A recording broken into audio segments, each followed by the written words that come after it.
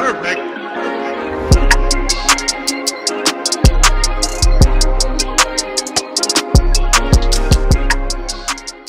Welcome back, everybody, to episode 14 of the Bright Lights Podcast. I'm your host, Deegs, joined as always by my two wonderful co-hosts, Mahoney What up, you guys?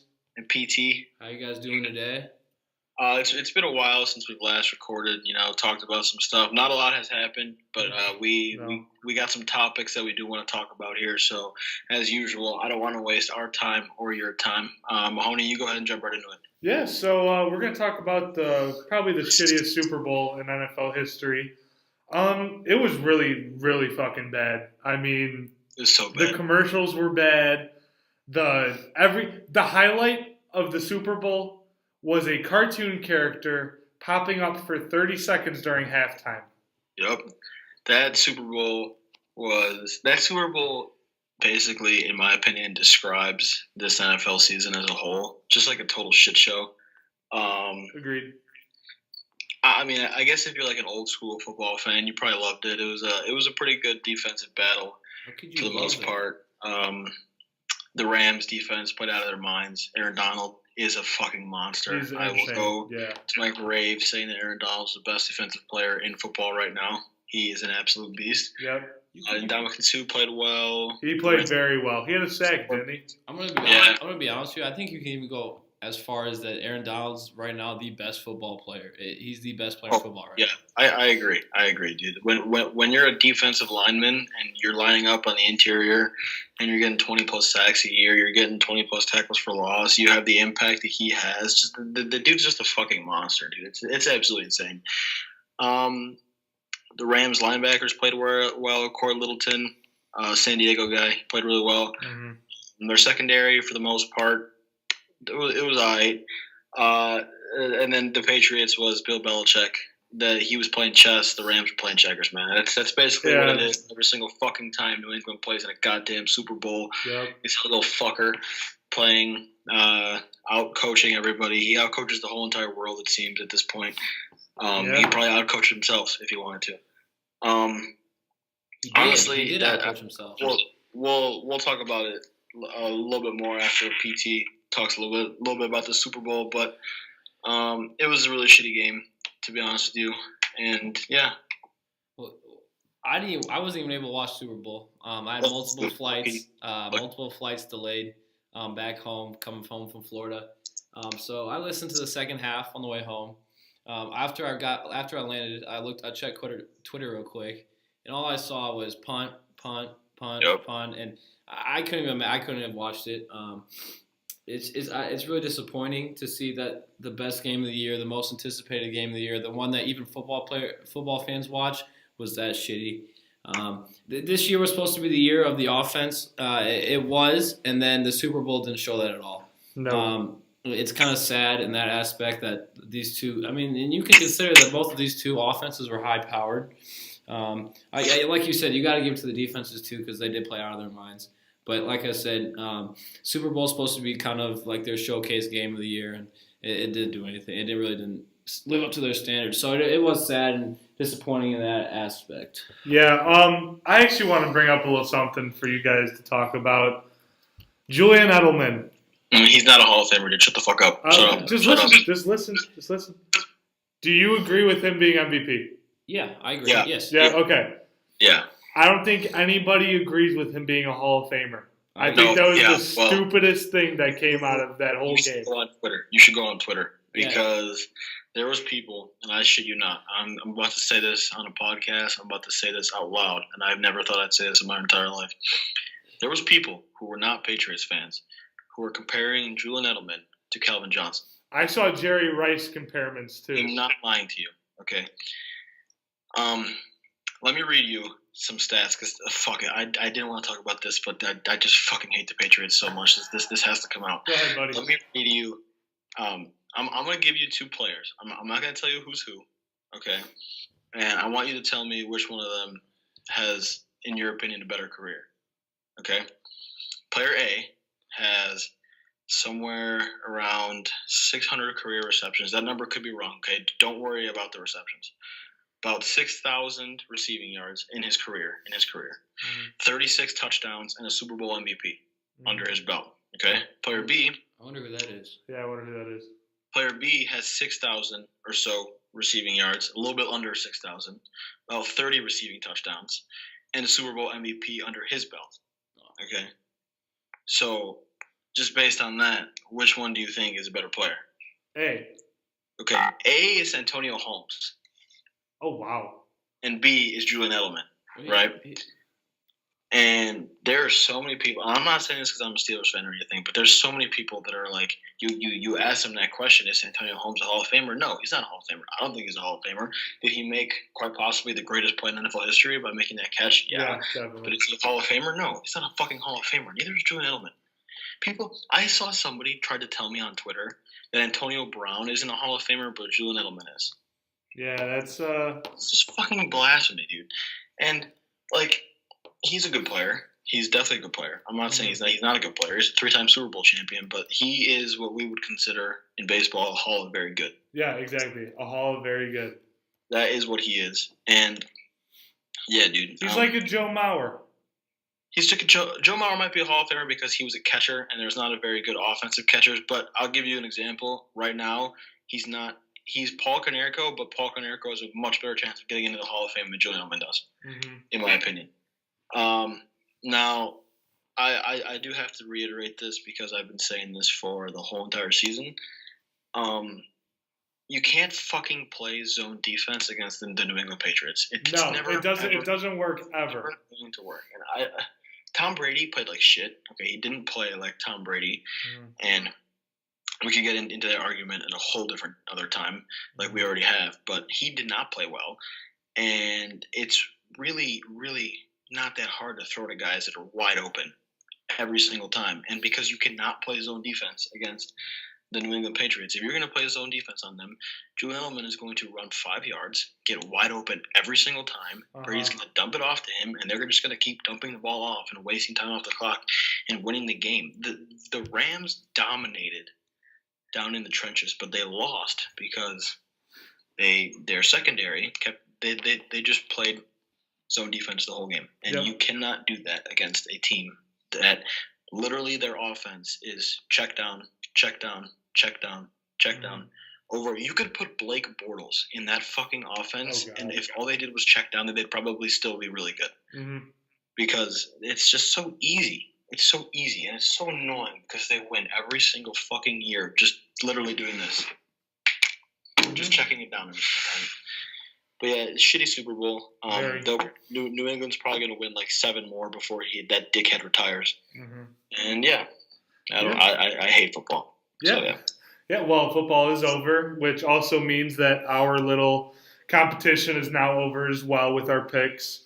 Me and Diego, we tied records 89 and 47, and our NFL person, PT, finished 79 and 59. So does that mean that he has to buy us food now because he came in last, but we tied for first? Yeah, so if you tie for first, what happens is that it automatically cancels out, like the NFL would say, and then so technically you guys owe me a meal, so it's all right. Yeah, but I actually want to say though that we did a lot better than I thought we would. Yeah, I did. I thought that half the time I picked something, I was just going to be wrong. Yeah, same. But yeah. But hey, all those times of me betting against the Steelers, like the Oakland picks and everything, paid off in the end. Yeah, it paid off in the end. Well, so the end of football means the start of baseball, thank God. Actually, you know what? Let's stick with baseball first. Let's talk about the trade deadline a little bit. I mean, Deegs, you can go into it a little bit. I mean, Anthony Davis didn't get traded or anything, and I didn't really see any exciting deals except the one for the Bucks. I think might come up big for them with the Mirotić deal. Yeah, I mean, there's little small ones. Obviously, the big one would have been Anthony Davis getting traded. I think the big reason why he didn't get traded is the Pelicans probably view Boston as a better trade partner. They have said that Jason Tatum, they value him higher than anybody that they would have gotten back from the Lakers, which to me is really stupid because, yeah, Jason Tatum's a really good player, but you're probably going to get Jason Tatum probably I don't even know, and then a shit ton of picks because Boston has a shit ton of picks Yeah. forward. So that's probably that deal there. Whereas in the Lakers, yeah, Jason Tatum's a better player than Kyle Kuzma. He's a better player than Brandon Ingram. He's a better player than Lonzo Ball. But he's not a better player than all three of them put together, plus what you would have gotten after that. So from that standpoint, I think that the Pelicans were just being stupid.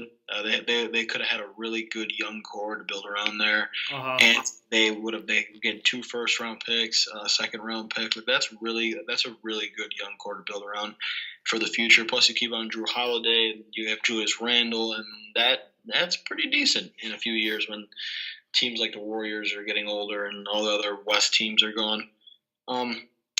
Obviously, the bigger thing with Anthony Davis is now if he signs with the Celtics, that means they cannot sign Kyrie Irving to a max contract. He would either have to take a pay cut or go somewhere else.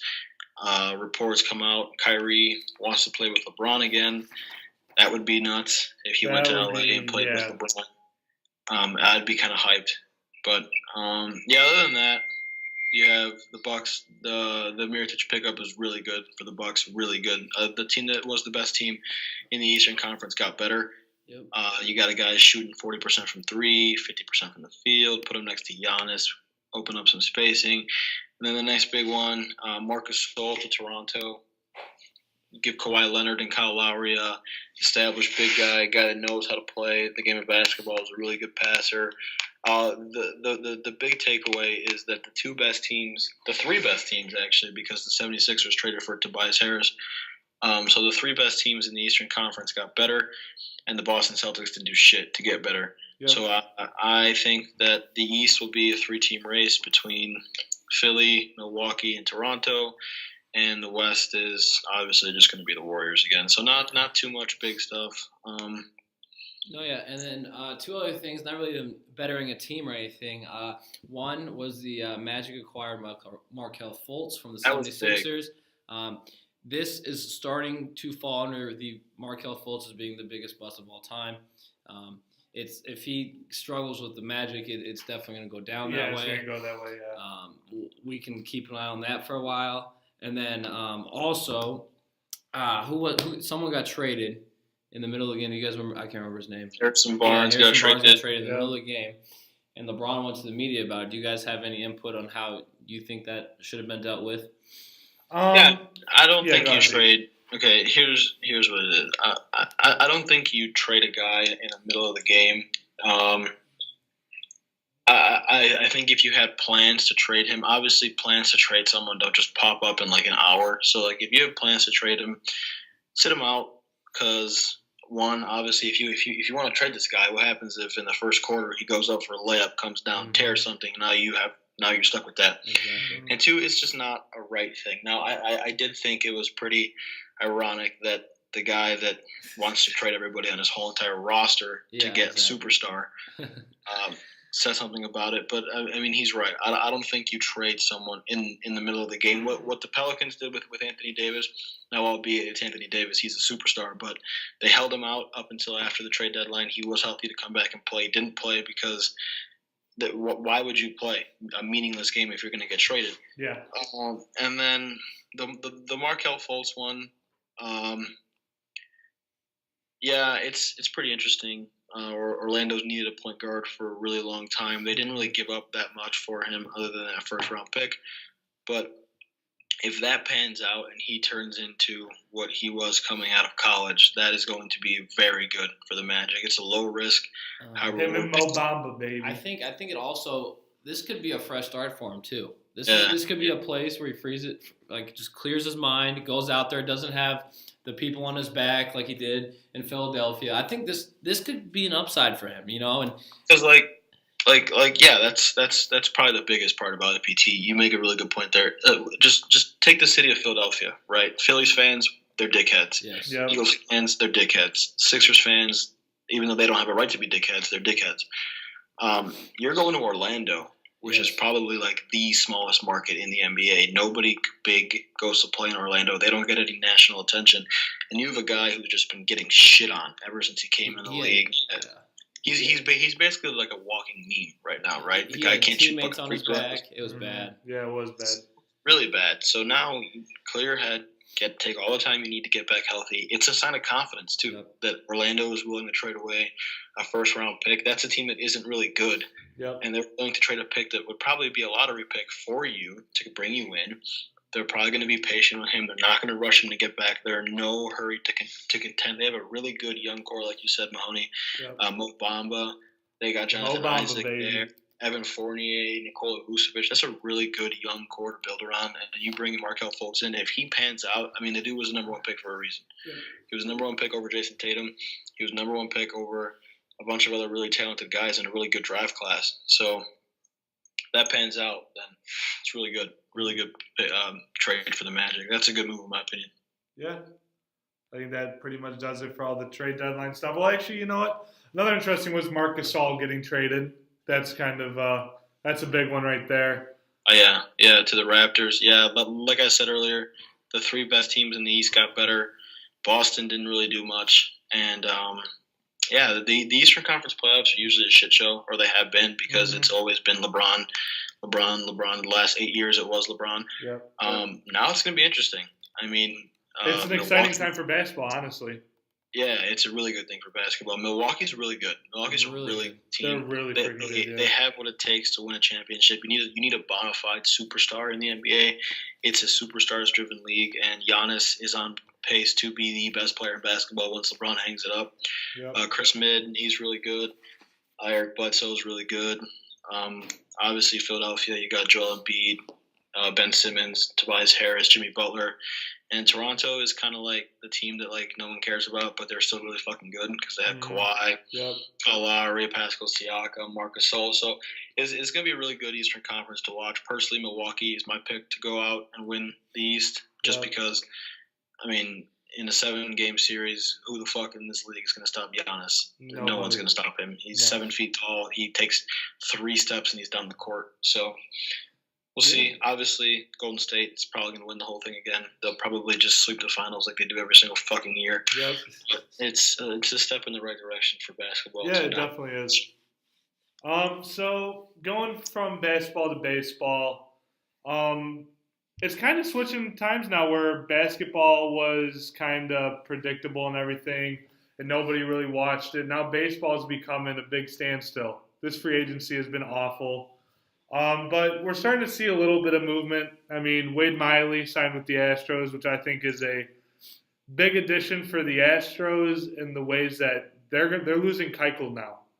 Yeah. I don't see them signing Keuchel back. I think that the dominoes will start falling sooner or later. Hopefully sooner, because, I mean, with spring training coming around, I don't see any of the big free agents being signed by then. But I'm hoping that by the second or third week of spring training, when we're starting to come towards the end and we're starting to get ready for the season and opening days on the horizon, that the fan bases and the team and everybody know where these players are going. So it's not a big question mark for teams at, the end of March, which it's not good for anybody. Baseball is a business or for these players even. I don't know. I mean, I just think that something needs to change, and things are changing, especially with baseball, with the rule changes. This is interesting. Did you see these, Deegs? Yeah, just real quick before you get into that. Wade Miley really not going to overpower you ever as a pitcher. He's like the prototypical definition of a guy that knows how to pitch. He keeps the ball down. He locates his off-speed stuff. And you take a guy like that, who's probably one of the smarter actual pitchers in baseball just because of the way that he pitches, and you put him on the smartest team in baseball, in the Houston Astros, that's going to be pretty big. Like you said, Dallas Keuchel, I highly, highly doubt he goes back to Houston. I would be shocked if he went back to the Astros. Lance McCullers is gone for the whole year with Tommy John. They lost Charlie Morton. So now you're looking at guys like Josh James, Forrest Whitley, and a bunch of young guys stepping in. Forrest Whitley is going to be an exciting one to watch. He'll be in the rotation this year. He's going to be in my. I think he'll break camp. He's a really good fucking pitcher, dude. He's insane. Yeah. But that's a really, really top-heavy rotation with Cole and Verlander, and then there's some question marks in the 3, 4, 5 spot. So the Astros rotation is not going to be what it was last year. No. They're still the third best team in the American League, in my opinion. Yep. But sneaky good pickup for them on a one-year deal, not bad. Cheap, very cheap too. Yeah. This offseason blows dick. I don't even want to talk about it anymore because it just pisses me off talking about it. Yeah. Did you, before we get into the rule changes, Francisco Lindor, Yep. calf strain, 7 to 9 weeks. That hurts the Indians big time if he's not ready by opening day. He won't be ready by opening day. I think he'll be ready by probably the first, second week of April. Hopefully it's not too bad. No. I know you're a White Sox fan. Obviously, you don't want to even though I don't wish anybody to get hurt. I mean, that's an awful thing to get hurt. And Francisco Lindor, I mean, you're talking about in the future, probably top 5 player in baseball. Probably one of the more exciting players in baseball. So for a guy like that to go down, it's really sad. And No, it definitely is. Hopefully he's fine. He's a really good player, and that's a really good team. Not only is he a good player, it's just he's one of those guys that kind of that he's kind of like the face of baseball. So you just hate to see a guy with the face of baseball go down. Super exciting to watch. Yeah, definitely. Yeah. He's the kind of guy. He's like the modern day baseball player. Plays with emotion and passion. Never forget that home run he hit when the Indians played a game at Puerto Rico. I'll never forget that. That was insane. Yeah, but he's a real good player. Yeah. So sticking with the free agents a little bit, I mean, again, 2 not really big ones. Brandon Garrett of the White Sox. I knew you were going to bring that shit up. I saw that when you sent me the pictures. I'm like, why the fuck are we talking about Brandon Garrett? Literally, I just want to say that, though, for my White Sox buddies at home, just letting them know we got Brandon Garrett. Now, this one kind of hurts my heart a little bit. Matt Davidson going to the Rangers. But this is an interesting one, though, because it's a 2-way deal as a pitcher and a fielder. So, I mean, he throws like 92, so like. Yeah, no, he's got some nasty schnitt too. The Rangers kind of suck. So what do they have to lose? Yeah. Who else did they sign? Oh yeah, they got Hunter Pence too. Yeah, that's just like a hometown deal. That's kind of dope. Hunter Pence. Yeah. He's a cool guy. Yeah, he's a cool guy. He swings like he's on a bunch of Adderall, but he's a cool guy. Yeah. All right, so now going into the rule changes. We'll go step by step. Universal DH, I'm pumped that they're thinking about this. Yeah. I mean, you as a Padres fan, you got to love it. Yeah, definitely agree. I mean, it helps my team out a lot, but it just makes sense, right? Yeah. I was watching, I don't know I'm pretty sure it was Draft Neck Mark's YouTube video about this, but he made a perfect analogy, right? The American League having a DH and the National League not having a DH would be like every single AFC team in football having an extra offensive lineman, and every single NFC team in football having an extra defensive lineman. Like, it doesn't make sense. It has to be equal. Obviously, the whole injury thing, you don't want a pitcher swinging at a pitch and tearing something. We saw that happen with DeGrom with his elbow. You've seen that a couple times, yeah. You never want to see that. I know there was some rumors coming out that they would be implemented this season. I saw a Bob Nightingale article come out today. Well, first of all, Bob Nightingale's a fucking idiot, so I don't believe anything he says. Nope. But he said they're probably going to implement it after the CBA is up, which is 2021. Mm-hmm. So, I mean, that kind of blows. But, yeah, definitely universal DH, awesome. Yep. Super pumped for that. I totally agree with you, man. That's amazing. It's so cool if that would actually be a thing. It wouldn't just help the Padres. It would help out so many National League teams. And increase trade value for so many players. Yeah. Now, think about this, though. I saw this stat today. Over, under 100 was the batting average for pitchers last year. Over or under? I'll say over. Under. Wow. 0.097 was the combined batting average of pitchers. It's a guaranteed out every 3 innings. It's a guaranteed out. Yeah. So, another interesting thing, kind of not really anything too big. But honestly, this would become big with, roster size. Went up by 1. Went from 25 to 26. I mean, then they put a max on pitchers. You can only have 12 pitchers. I don't know. I mean, I don't really know why. Why do you think this is so important? I mean, I don't really see why this would affect so much that they would have to change this. Yeah, I mean, they actually do this. If your team plays in a double header in the same day, they allow you to bring a guy up. Yep, You can I know expand that, your yeah. roster spot to 26 people. I don't think it's a good idea, to be honest with you. I don't think so either. Just because they put the cap on pitchers. If there wasn't a cap on pitchers, then yeah, it would be a good idea. But to me, if you're gonna bring an extra guy up for a 26th roster spot, I mean, if it's like a veteran, that's cool and all. But if teams are bringing up young guys and putting them at their 26th as their 26th roster spot, that probably is stunting their development, where they could be getting everyday at bats at the AAA level or AA or whatever. So, I mean, from like a development standpoint, probably not a good idea in my opinion. And again, doesn't make sense to me unless you're playing in a doubleheader because of that pitcher's cap, where you can only have 12 pitchers. That just doesn't make sense. I don't think it's necessary. I don't think it's necessary at all. Yeah, I agree. It's like one of those things where, like, if it happened, like, cool. If it doesn't happen, I don't give a shit. Yeah. Another one, doing something with the trade deadline. They're proposing now that there's only going to be one trade deadline, and it's before the All-Star game. Stupid. I think it's beyond stupid. That's never going to pass. That's never going to pass. No. But also, did you see this? There's an added part to that, and it's talking about the winter meetings. It's talking about the fact that during the winter meetings, if nobody signs before the winter meeting ends, they can't be signed until mid-March.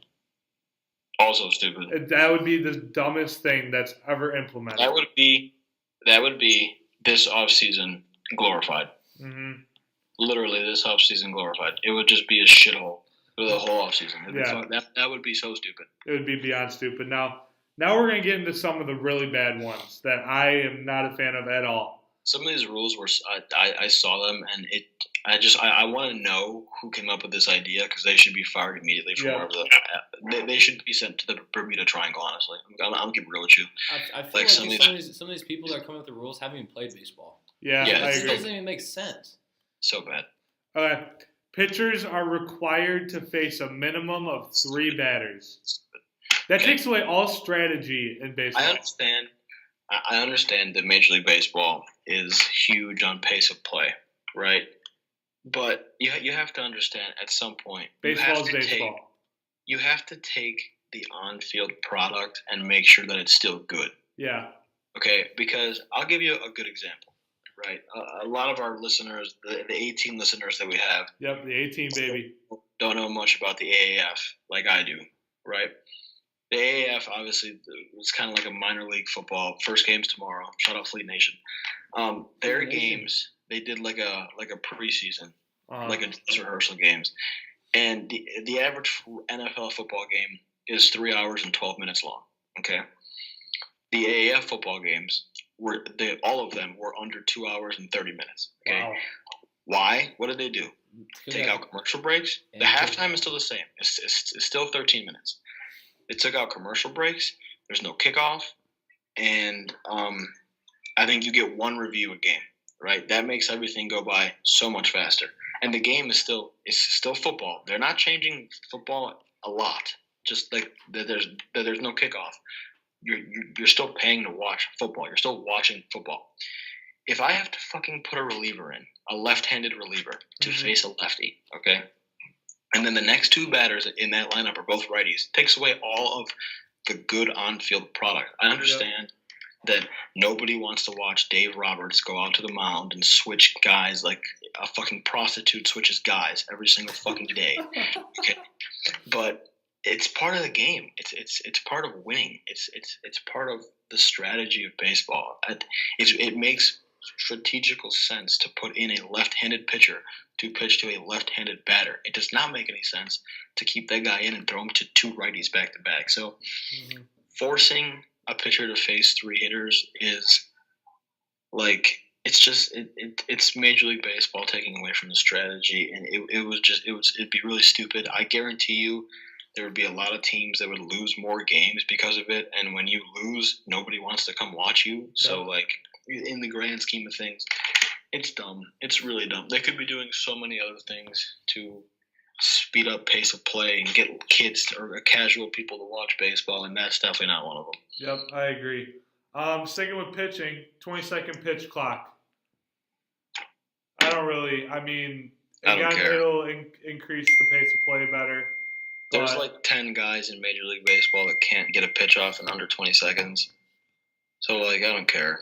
Like, I really don't care. I feel like you should be able to get on the mound and throw a pitch after 20 seconds, but again, a 10-second difference between pitches in the end probably equates to like 4 minutes, 5 minutes more watching the game. It's not really making that much of a difference. Yeah, I agree. Sticking with the rules, I mean, again, we're not going to see You missed the stupidest rule of all of them. You missed the mound. Moving the mound back. Oh, yeah. Oh, my God. Yeah, why What? did That is... Okay, I'm going to tell you something, and I just want, because you guys are both hitters, right? I'm a pitcher, okay? What the fuck does moving the mound back do? Okay, here's increased batting average. If somebody is throwing 100 miles an hour, okay, is the solution really to move the mound back? If you move, how far are you going to move this mound back? Okay, if a guy's throwing 100 miles an hour, and you move it back 5 feet, it's going to be throwing like 95. Maybe. And his arm is going to be destroyed after like a year because you're going back. Try throwing as hard as you can from 65 feet. Yeah, it's way different than throwing as hard as you can from 60 feet. Now, maybe instead of moving the mound back, we should just stop trying to hit 50 home runs every single year and just put the ball in play like people used to 20 years ago, and not try and do this whole launch angle thing where everyone's trying to hit 50 home runs every single year. Like, it just doesn't make sense. It's if someone throws 100 and you're a professional baseball hitter, make an adjustment because you're a professional baseball player and hit the fucking ball. Like, it's not like there's a single pitcher in baseball. It's unhittable. Aroldis Chapman throws 105 miles an hour from the left-hand side, and he gives up a lot of home runs. Yeah. Like, just make an adjustment and hit the ball. Yeah. Actually, you know what, though? It's an excuse from the MLB front offices and MLB as a league for hitters not being able to put the ball in play and generate a bunch of offense. It's basically what it is right now. Yeah. But sticking with the mound, the fact that we've grown up with the same mound, right? We're used to... It's 1968. Yeah. We're used to playing on that mound. Hitters are used to timing up, seeing the ball. And I think that extending it 5 feet is going to hurt hitters. And they think it's going to raise batting average. I think it might decrease. Yeah. Because of the timing, because of the different spin, because breaking balls are going to break differently. Oh, my God. Can you imagine Adam Ottavino's slider from 65 feet? I don't think it'd make it 65 feet.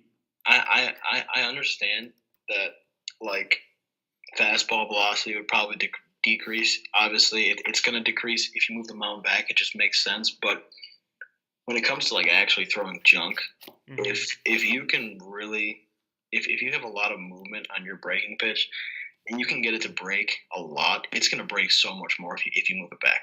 Yeah. And I completely agree with you on that whole timing thing, because you're going to have to start your swing later, and it's going to throw guys off. And this generation of guys that are playing now, actually every generation of baseball players since 1968 is used to playing from 60 feet, 6 inches. And now you have to move this mound back. I maybe after 10 years, when there's a whole new generation of guys that have used to be playing 65 feet or however far the mound is, but 60 feet, 6 inches should be kept. It doesn't make any sense. It just hit the fucking ball. It's obviously not the easiest thing in the world to do, and I could just sit here and tell someone to hit the ball over and over and over again. But professional hitters, you should be able to make an adjustment, and it shouldn't be, let's move the mound back because they can't hit it. It should be, what can we do to make sure these guys hit the fucking ball? Yep. Because Tony Gwynn played on a mound with 60 feet 6 inches. Barry Bonds played on a mound with 60 feet 6 inches. Alex Rodriguez played on a mound with 60 feet 6 inches. Miguel Cabrera. It's just this new age of hitters. It's just trying to hit 1,000 home runs instead of just absolute nukes. Yeah. So I mean, we'll see. That's the stupidest rule in my opinion. Yeah. Honestly, the only one I could see passing is the DH. DH, but who fucking knows at this point? And here's even another stupid thing that's actually official and happening. They changed the name of the DL to the IL. Like, why? Like, that's just so fucking stupid. It's supposed to be because disabled, like, could be offensive, but I'm not going to stop calling it the DL forever. I'm never going to call it the injured list. No, nobody is. Because, again, we all grew up with it being called the DL. It just sounds better. Yeah, DL's the IL. He's on the IL. Fuck, that's so fucking dumb. Whatever. Just you do you, baseball. Mr. Commissioner, do you, and we'll figure it out. But I don't know about you guys, but I'm done talking about Harper and Machado. I mean... I think we missed a pretty big one, man, with Real Muto getting traded. we're going to get to him. Yeah, fuck Bryce Harper. Fuck Manny Machado. Okay, we'll say this very quickly. Okay, Bryce Harper met with the Giants. Bryce Harper tweeted after the Super Bowl, loading, ... whatever the fuck that means. I'm sick and tired of them teasing us and playing with us. Like, it's not funny anymore. You're pissing everyone off. Just sign with a fucking team and be happy. Did you see that Ken Rosenthal tweeted today that they're both still looking to get $300+ million, and they don't want to sign first, and neither of them want. Is this a fucking third grade game of like peekaboo where nobody wants to get found first? Like, just fucking sign already. Just get your money. Pitchers and catchers report in 5 days. Some sooner. Hitters report in like a week and a half, and two guys who are on a Hall of Fame trajectory aren't fucking signed yet. 3 guys if you count Kimbrel.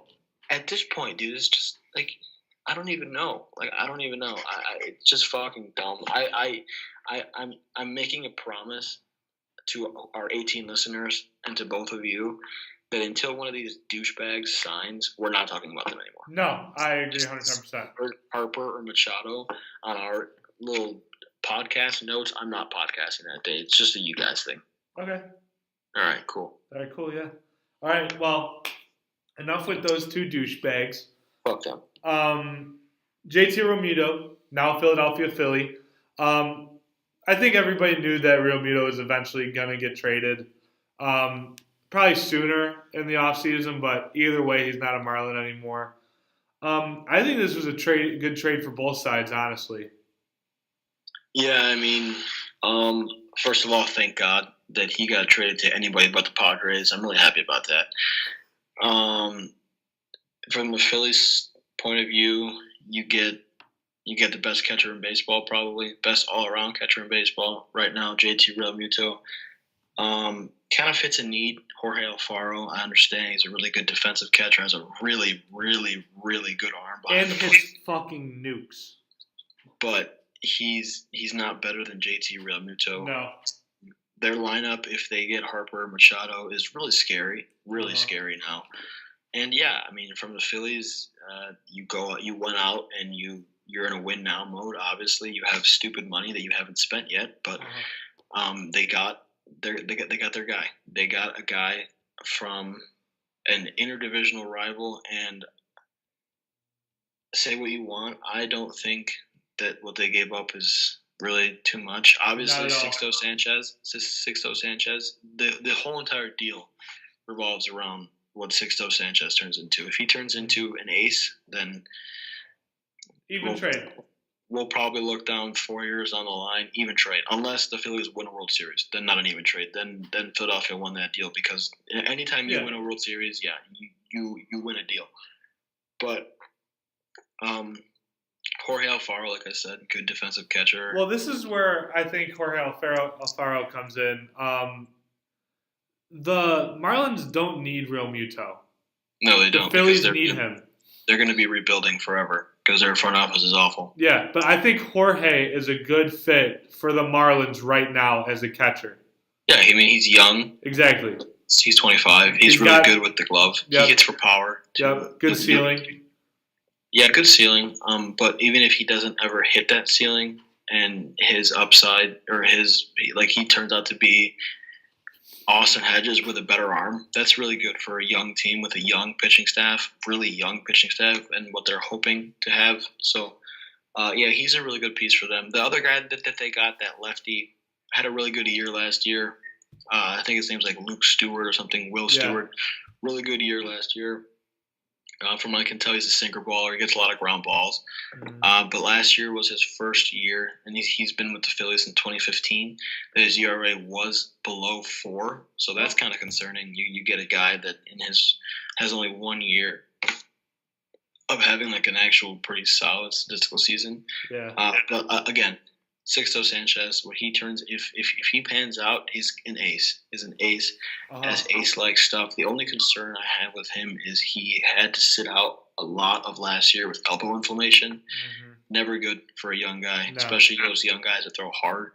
But hopefully he stays healthy, and if he stays healthy, the Marlins, despite being the disgrace of Major League Baseball for the most part, No, they are. Hit them in the Orioles. they have a really good piece to build their rotation around. Yeah. But I think the biggest reason Philadelphia made this move, and obviously you've probably seen this, is Bryce Harper really likes JT Realmuto. Really I know. likes JT Realmuto. Yeah. So while this is an upgrade on what they had, I also think this is like a sweetening move to try and bring in Bryce. And at this point, dude, I don't know. Good trade for the Phillies. Good trade for them. Yeah, I think right now if we look at it, the Phillies did win this deal. Yeah. But, yeah, like you said, you never know down the line. Maybe something happens. I do want to say something real quick. The Miami Marlins 2017 opening day roster: D. Gordon, Giancarlo Stanton, Christian Yelich, Marcelo Zuna, JT Realmuto, Derek Dietrich, Justin Bour, Martin Prado. Martin Prado. All 8 of those guys are not on their team anymore. And they have 2 top 100 prospects to show for it. The last 2 MVPs, an all-star outfielder, and the best catcher in baseball. And they traded all of them away and have 2 top 100 prospects. And did they even get – I know they got Sixto Sanchez, but They got Sixto, and no, the other guy that they got, they signed him. Yeah, so they only got 1 from trades. 1 from trades for 2 MVPs, an all-star, and the best catcher in baseball. That's brutal. That's so bad. I mean, but yeah, what number are they? I mean, me and PT are looking at it right now. Victor Mesa is Okay, towards the bottom. Sixto Sanchez is 27. And Victor Mesa is towards the bottom. He's like 97 or something like that. Yeah, because I know before they came out with the new one, they had nobody. Yeah, they did have nobody. Nobody. And he's towards the bottom. I mean, he's a good prospect, but 99. yeah. So basically, they just have 1. Yeah. They have a few guys who are on like the border. His name is Victor Mesa. Yeah, he's from Cuba. Nice. He'll probably be in the big leagues this year, honestly. But they have a few guys who are like right on the cusp, but still, that front office is terrible.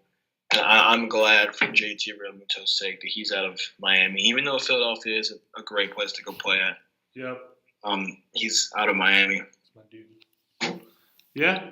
I mean, that does it for baseball talk. I mean, again, we are trying to get our podcast as much as possible. I've got one last go thing ahead, PT. that was broke at 3:24. This is college football kind of news. I saw Nothing this. too huge, but we were talked about this earlier in the year. Justin Fields has been cleared he'll be available to play immediately at Ohio State.